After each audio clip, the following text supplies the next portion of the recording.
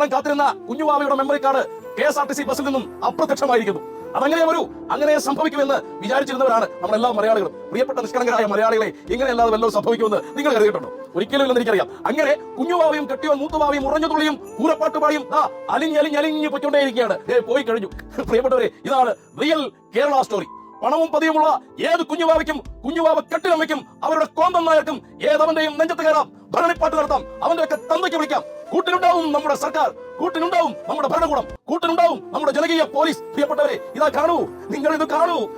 DVRന്റെ recording ആ card കാണുന്നില്ല, അതിനകത്ത് കാണുന്നില്ല, മെമ്മറി കാർഡ് കാണുന്നില്ല. അതെ, അത് മെമ്മറി കാർഡ് കാണുന്നില്ല. അതിനകത്ത് ഒരു 64 GB മെമ്മറി കാർഡ് ഉണ്ടാവേണ്ടതാണ് ഈ പർട്ടിക്കുലർ. അതെ, കാക്കിയടിഞ്ഞാറ് ഏമാൻ ഒരു നാണവും മാനവും കൂടാതെ പറയാണ്, ഞങ്ങളുടെ കസ്റ്റഡിയിൽ ഉണ്ടായിരുന്ന വിവാദ വണ്ടിയിലെ മെമ്മറി കാർഡ് കാണാനില്ലെന്ന്. ഈ പൊലയാടി മോന്റെ മുഖത്തെ നാണമില്ലായ്മ കാണും. പ്രിയപ്പെട്ടവരെ, എടാ ചെറ്റെ, നിനക്ക്